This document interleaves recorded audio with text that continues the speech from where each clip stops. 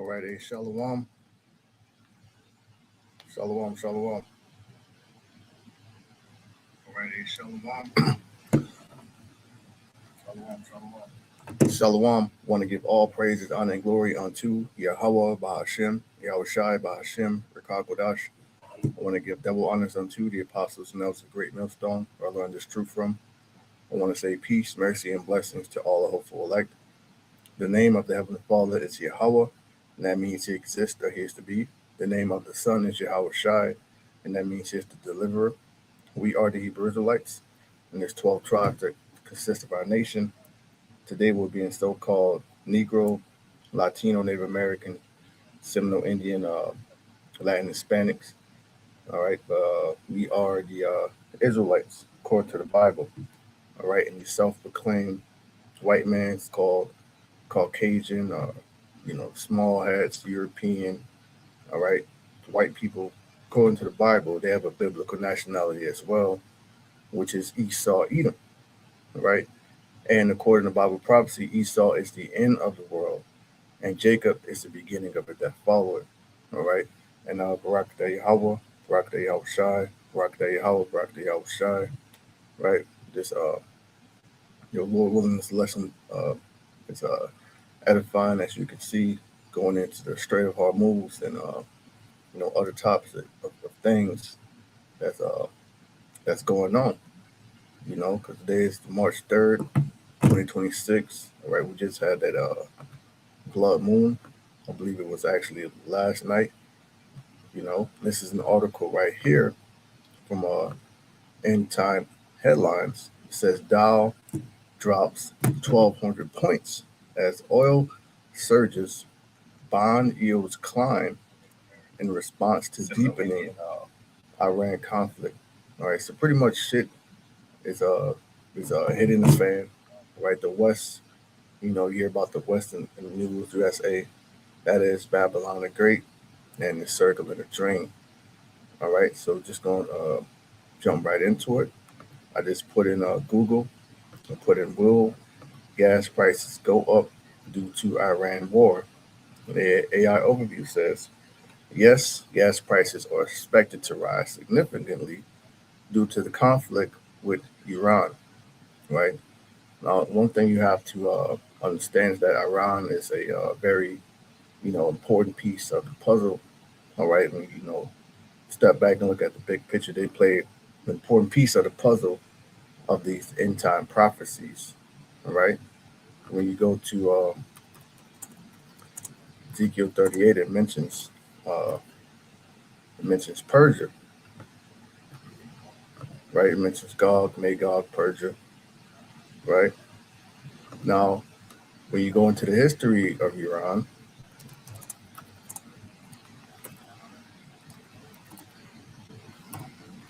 all right, just type in Google, when was Persia renamed Iran?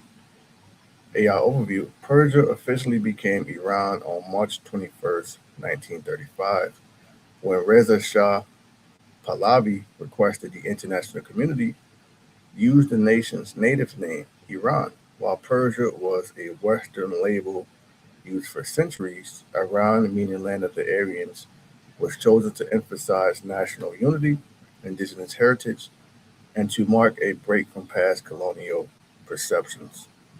Okay, so when you hear about or see Persia in the news, excuse me, when you hear about or see Iran in the news, that's actually speaking about Persia, and that's that same Persia from the prophecy of Ezekiel 38, right, of the scriptures, right? So you go back, will gas prices go up due to Persia war? That's what it is. Yes, gas prices are expected to rise significantly due to the conflict with Iran, with analysts warning of potential nationwide averages hitting $3.25 to over $4.50 per gallon, right? If tensions escalate, oil prices already jumped five between 5 and 12% following the initial, causing immediate retail increases driven by fears of disruptions to global supplies via the Strait of Hormuz, right? Now, if you look at the Strait of Hormuz, right, that's pretty much controlled over there. It's a passage over there. It's controlled by the Iranians, right, over there in the Persian Gulf. See, this is from Wikipedia. Strait of Hormuz. The Strait of Hormuz is a strait between the Persian Gulf and the Gulf of Oman, right? So this is how it will look. You want to look at the geography behind it. This is a good image, right? It's a strait between the Persian Gulf and the Gulf of Oman, right? As you can see, Iran, right, and then right down across from the Strait of Hormuz, you have the United Arab Emirates, right? Which through the spirit and power of Yahweh Shem Shai, those various nations, they're going to link up for this third woe. The spirit's going to have these different nations link up, right? And that's the prophecy in 2nd Ezra 15.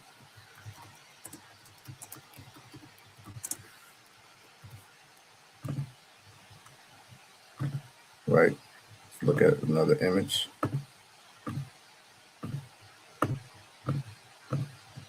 Right? There it is. It provides the only sea passage from the Persian Gulf to the open ocean and is one of the world's most strategically important choke points. It has been so for centuries, with vast hinterlands rich in luxury trade goods, but no easy access to lucrative trading points.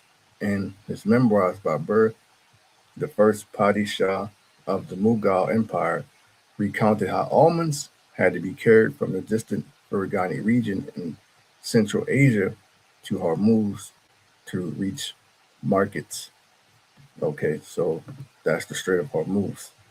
Now I'm going to put in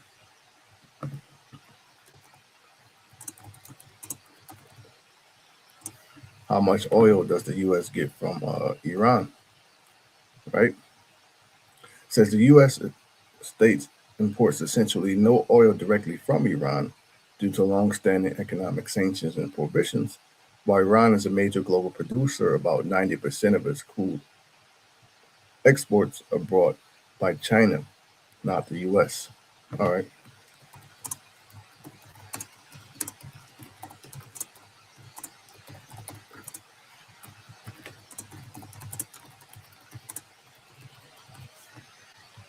Now let's see how this will affect the U.S.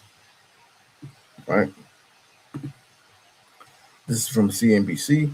It says the Strait of Hormuz is facing a blockade. These countries will be most impacted.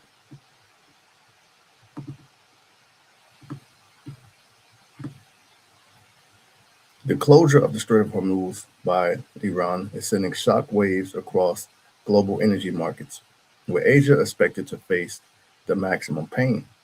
A senior commander from Iran's Revolutionary Guard said Monday that the Strait of Hormuz had been shut and warned that any vessel attempted to transit the waterway will be targeted, right? And we know recently that the West just declared war on Persia. I declare war, right? And the scripture speaks about wars and rumors of wars and how these things have to happen, right? And we see the tensions in the Middle East heating up because one of the end time prophecies is that there will be a third world war, right? It says Iran media reported, located between Oman and Iran, the strait functions as a vital artery for the global oil trade. Roughly 13 million barrels per day passed through it in 2025, representing about 31% of all seaborne crude flows, according to energy consulting firm Kepler. A prolonged closure of the strait will likely lead to a further surge in oil prices, with some analysts seeing oil crossing $100 per barrel.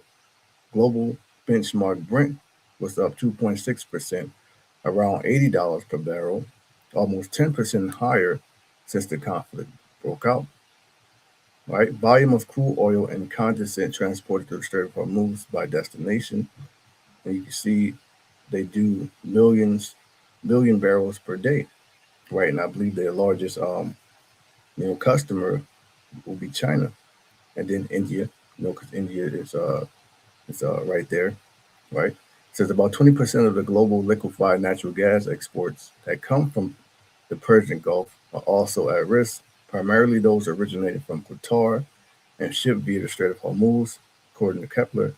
Qatar, one of the largest providers of LNG, halted production on Monday after Iranian drone hits its facilities at Rafah Industrial City and Mayneed Industrial City.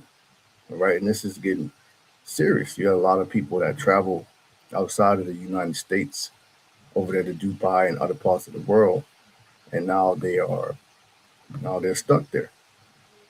Not understanding that the times that we're in. The scripture says that in the last days there shall come perilous times. This is Second Peter chapter 3, and let's see. I think it's actually Timothy. This is Second Timothy chapter 3 and verse 1. This know also that in the last days perilous times shall come, and we are in those perilous times. We're here, right? Yes. Meaning full of danger or risk. So the times that we're in, we're full of danger, and it's going to be risky. All right, traveling out the country, that's risky. Doing certain things, you know, that may seem, simple. It's going to be very dangerous and risky because that's just the times we're in, right? This is the book of Mark, chapter 13, and verse 7. And when ye shall hear of wars and rumors of wars, be ye not troubled, right? So we hear about these things, we see it on the news, right? What the scripture says, be ye not troubled, because we have the understanding now, right? For such things must needs be, but the end shall not be yet. So we know these things need to happen, but the end is not yet, right? And another major prophecy that we're actually on the lookout for, constantly looking out for, is Rev 13, Mark of the Beast, that has to come first, you know? So I'll read it again. It says, and when you shall have wars and rumors of wars, be ye not troubled, for such things must needs be, but the end shall not be yet. Verse 8, for nation shall rise against nation. We see that over in the Middle East. The different nations are rising up against Amalek over there. Alliances are being formed. All right. It says, in kingdom against kingdom, and there shall be earthquakes in diverse places, and there shall be famines with scarcity of food and lack of water and troubles, right? High gas prices, high food prices, protests, uproars of the people, division, right? Egyptian against Egyptian. These are the beginning of sorrows, right? And this is what we've been saying. We're in the beginning of sorrows, but things will only continue to escalate, right? It's from back in this article from End Time Headlines. It says Dow drops 1,200 points as oil surges, bond yields climb in response to deepening Persian conflict. And one thing about this conflict with Persia is that you have other major key players that are going to get involved, such as China and Russia, right? U.S. equities tumbled on Tuesday, undoing a Monday equity comeback as oil prices spiked again and traders began to worry the U.S. Persian conflict would drag on longer than anticipated. The Dow Jones Industrial Average lost 1,238 points, or 2.5%. If that holds, it will mark the blue chip index first 1,000-point decline since April 10th, 2025.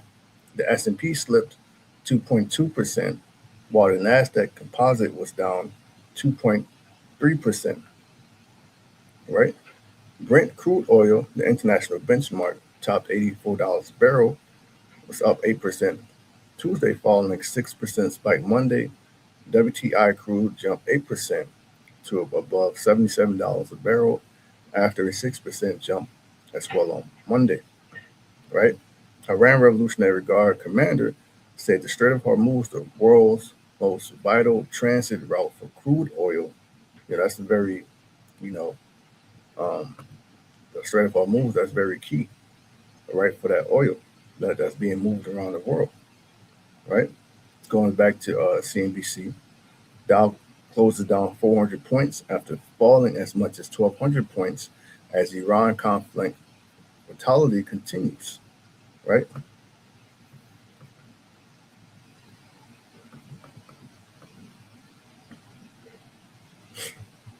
Says Trump said Tuesday afternoon that the U.S. Navy will escort tankers through the Strait of Hormuz if necessary, right? And that's this proud devil. I was watching one of the news clips, and he said he called them lunatics. You're the lunatic. Esau. He says, no matter what, the U.S. will ensure the free flow of energy to the world, he said in the Truth Social post. The U.S. economic and military might is the greatest on earth. More actions to come. That actually goes back to the blessing that Isaac gave to Esau, that he would live by the sword, right? When we look at one of these definitions, it actually goes into the oil, right? And that's what he'd be at. He'd be after the natural resources of these other lands. This is Genesis 27 and 38. And Esau said unto his father, which those are the Edomites, right? The Edomites are in power right now. They're not, white man ain't Japheth, he's Esau, right? And it also says that Esau is the end of the world, and Jacob is the beginning of it that followed. So this is the end, right? Meaning his world is ending, and Jacob is the beginning of it that followed, meaning the next rulers are going to be Israelites, all right, starting with Yahweh Shai is going to be an everlasting rule. The saints shall take the kingdom and possess it forever and ever, right? Genesis 27 and 38.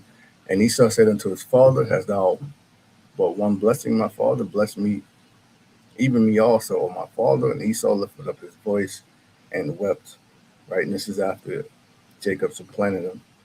And before that, he actually sold the birthright to Jacob, right? 39. And Isaac, his father, answered and said unto him, behold, thy dwelling shall be the fatness of the earth and of the dew of heaven from above, right? If you look at the definition of some of these words, look at the word fatness. Strong's H 4924. Mishman. Right. Second entry. Shemanim. Look at the definition of this word, right? It actually goes into oil. There ain't no coincidence, right? And really, what does he want to go in Iran for? They're one of the last few nations without a centralized banking system, and they want to get that oil.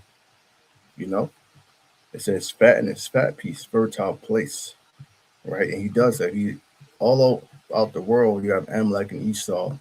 They're in the best of the best parts of the earth. They possess it right now, and they got the Israelites in the hood on reservations, things of that nature, right?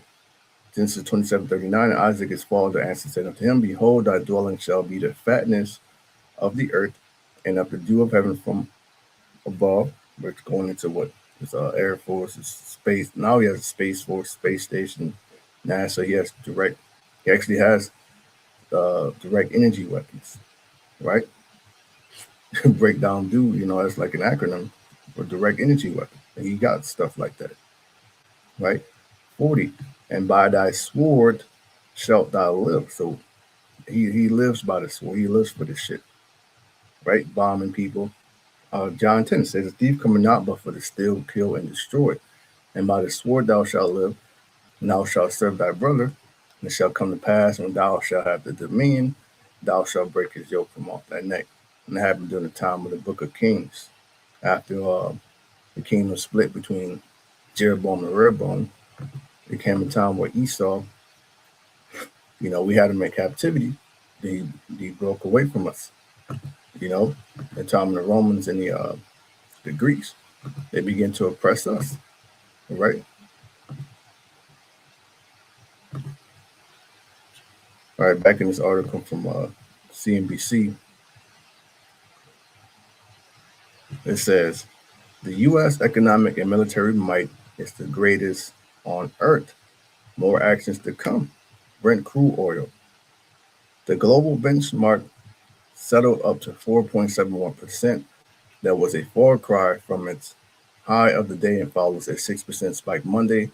WTI crude also came off its high and settled up 4.68%. It also posted a 6% gain in the previous session. Both have been up more than 9%. The day's initial jump in energy prices boosted Treasury yields on fears higher prices may cause inflation to flare back up, just as U.S. investors are banking on more Federal Reserve rate cuts to boost the economy. However, yields are later prepared their advance along with oil prices. So yeah, that's it on that, right? There's other articles going into this, right? Also from End Time Headlines. Trump warns the big one is coming soon. Says brunt of attack on Iran hasn't even started. And this is going to drag. They have been drawn out, just like the prophecy says. They've been drawn out, but this is going to drag other nations out.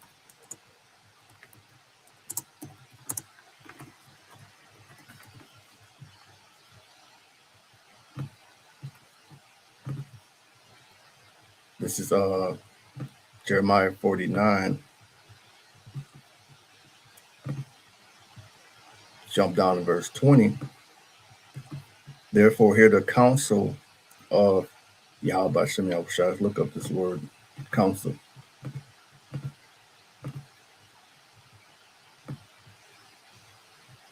Because we know from that account with the kings, there's actually counsels in the heaven, of how he wants certain rulers to, do things here on earth.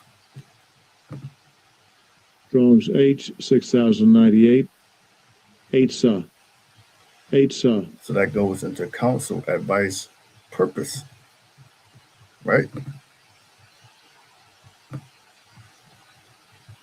Therefore, hear the advice of Yahweh Hashem Yahushua, or the purpose of Yahweh Hashem Yahushua that he had taken against Edom, right? And all those different top rabbis of the little hats, they identify the West as the modern-day Roman Empire, and they identify the American Caucasian man as Edom.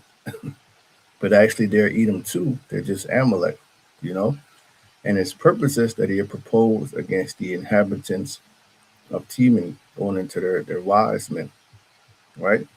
Which really they aren't wise, because they really, Esau, he was given the knowledge of wickedness.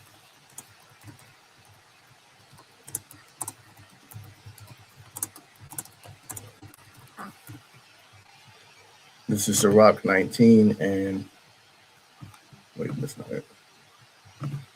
22. Ecclesiasticus 19 and 22. The knowledge of wickedness is not wisdom. That's what Esau got. He knows how to steal, kill, destroy, sacrifice unto devils. They're into astrology, Neither at any time the counsel of sinners prudent. So all that's not going to work anymore, man. All right? Surely the least of the flock shall draw them out. It goes into the 48ers. Surely he shall make their habitations desolate with them. The result is going to be Babylon being nuked. The result is going to be the little hats getting hit too, because that's what they've been talking about. They're afraid that Persia's going to get a hold of some weapons and they're going to get hit up. They've been saying that since 1995. The news clip I saw, he was, Benjamin, not a Jew, was saying that in 1995, 30 years ago, pushing that same narrative. Back from this article in End Time Headlines, it says, the war between the U.S., all right, the least of the flock, and Persia is entering a more dangerous phase. Persia is now striking diplomatic sites in the region, while the U.S. and the least of the flock intensify their campaign inside Persia. The conflict continues to expand, with Western forces and diplomatic sites now directly in the crosshairs. So all those different troops that are being sent over there, they just joined the military. They thought they was going to get, a nice smooth ride.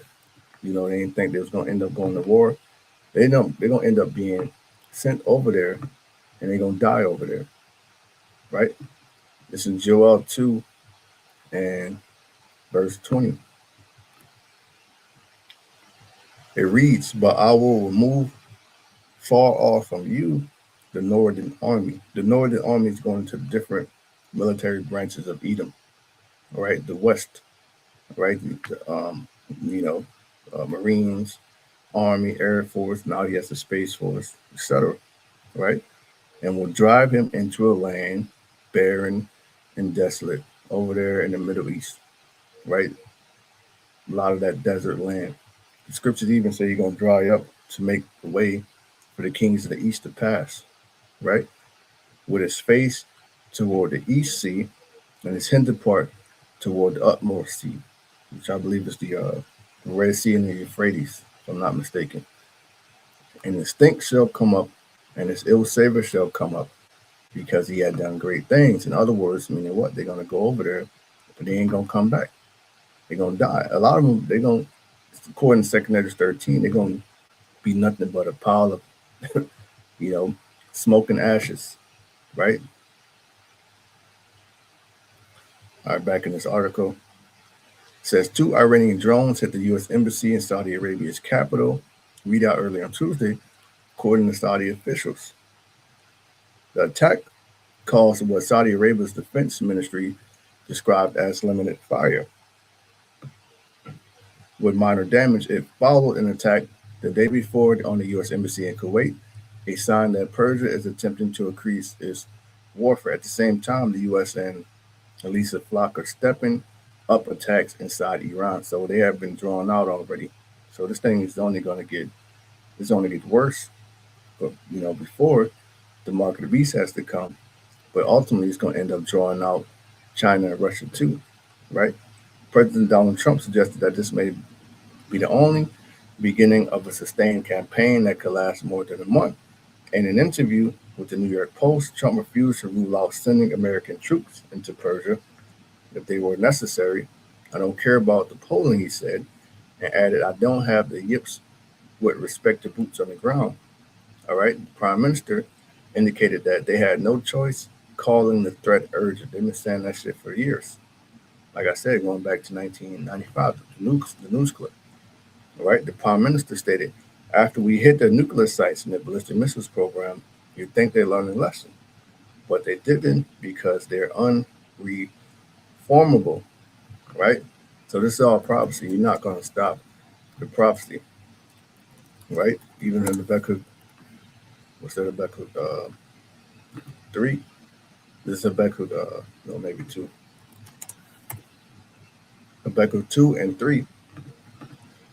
It reads, "For the vision is yet for an appointed time," right? World War III is for an appointed time, but we can see how everything is lining up, right? We see it lining up, right? We see how the market beast is lining up too. But at the end, it shall speak and not lie, nor tarry, wait for it, because it will surely come, it will not tarry. So we're in the days of it not tarrying anymore. We're now seeing it, what we've been speaking, starting with our apostles and elders. They've been, speaking this for a very long time, right? So you got to know how they're excited. So we're all excited, because this is the time that we've been waiting for, because this means downfall of Esau, and this means that we're getting ready to go home soon, man. It's another article. It says Trump says Iran's Air Force, Navy, and air defense are gone. Slams door on talks with new leadership. Right? So hey, let me get this. Wait, I think I pulled it up. This is 2 Esdras 6 and verse 7. Then answered I and said, what shall be the parting asunder of the times, or when shall be the end of the first, and the beginning of it that followeth? 8, and he said unto me, from Abraham unto Isaac, when Jacob and Esau were born of him, Jacob's hand held first the heel of Esau, right? So that whole thing had a meaning to it, of Esau being born first, and then Rebecca was told that the elder gonna serve the younger. So the fact that he came out first made him the elder. That's the servant, right? And then Jacob's holding his heel. Most odds, use Jacob to take down Esau, Yahushua, the Lion of the tribe of Judah, right? 9. For Esau is the end of the world, and Jacob is the beginning of it that fall. And this man's world is going to end with nuclear destruction, right? That's going to be the end of him.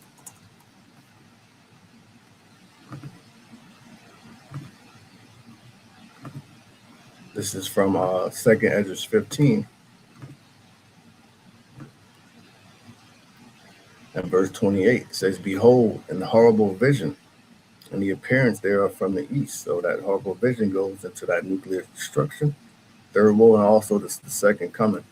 Because simultaneously with the World War III, Yahushua going to return and deliver the elect and destroy the wicked, right?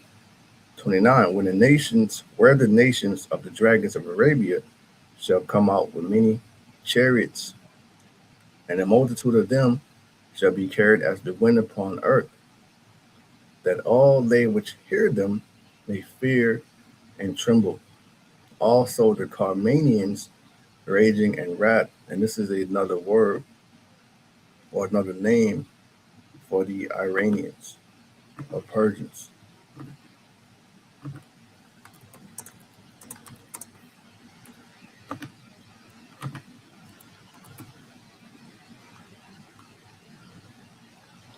The Carmanians were a fierce warlike people of antiquity who inhabited Carmania, modern-day Kerman, in southeastern Iran. So that's another name for Iran. So you might as well replace that word with Iranians or Persians, right? It says also the Persians raging in wrath shall go forth as the wild boars of the wood, and with great power shall they come and join battle with them, and shall waste a portion of the land of the Assyrians, right? And then shall the dragons have the upper hand, remembering their nature, and if they shall turn themselves, conspiring together in great power to persecute them, right? It says, then shall these be troubled and keep silence through power, and shall flee, right? But the point is, those different nations, they don't understand that they got a common enemy, right?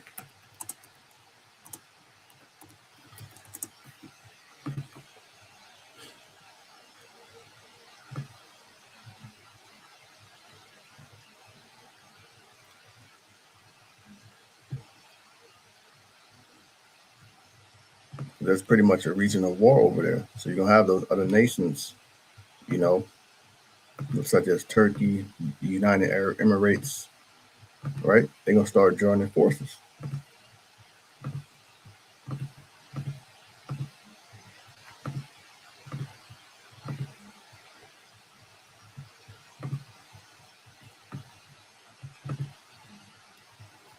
All right, go back here.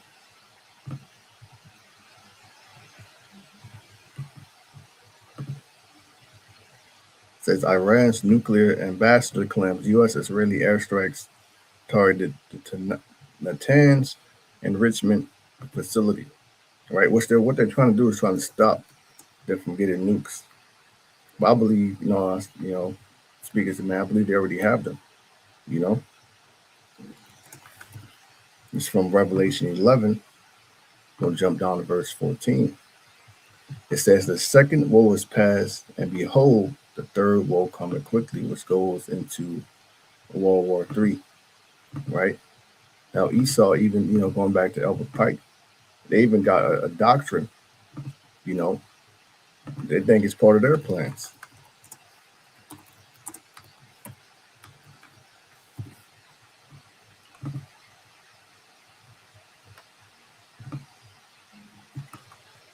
look that up. Let's see if I can.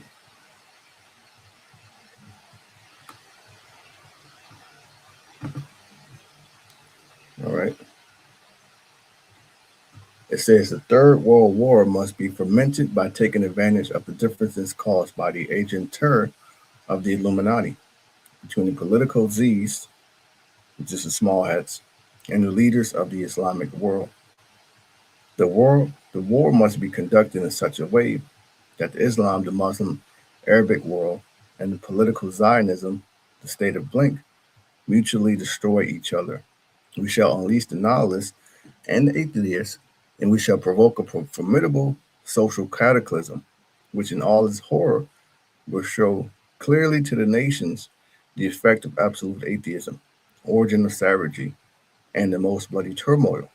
Then everywhere, the citizens obliged to defend themselves against the world minority of revolutionaries will exterminate those destroyers of civilization and the multitude disillusioned with Christianity, whose Deistic spirits will from that moment be without compass or direction, anxious for an ideal, but without knowing where to render its adoration, will receive the true light through the universal manifestation of the pure doctrine of Lucifer, which goes into the worship of Satan, you know, brought finally out in the public view. This manifestation will result from the general reactionary movement, which will follow the destruction of Christianity. So that that proves that the image can't be Caesar Borgia. Part of their plan, they want to destroy Christianity, right? So the mark of the beast would have to be something physical. It can't be sin, because think about sin, you think about the Bible and Christianity, right? And atheism both conquered and exterminated at the same time. So Esau thinks it's a part of his plan. He thinks he's going to emerge and create a new world order, but actually he's getting ready to lose his kingdom. He's getting ready to go into captivity, right? I'll give one more scripture and I'll close it. This is from Sirach chapter 10 and verse 8. It says, because of unrighteous dealings, injuries, and riches got by deceit, the kingdom is translated from one people to another. And Esau is guilty of all of these things. Injuries, right? Slaughtering the Israelites, right? I saw the woman drunken with the blood of the saints. Unrighteous dealings, all right? And riches got by this. He's guilty of all of that, right? The sins of this man have literally reached unto heaven. Verse 10, the physician cutteth off a long disease, and he that is today a king, tomorrow shall die, right? So with that, I'm going to close it. Lord willing, us has brought some edification. I want to give all praise, honor, and glory unto Yahweh, Ba'ashem, Yahushai, Ba'ashem, Rakakudash. Say shalom to the full.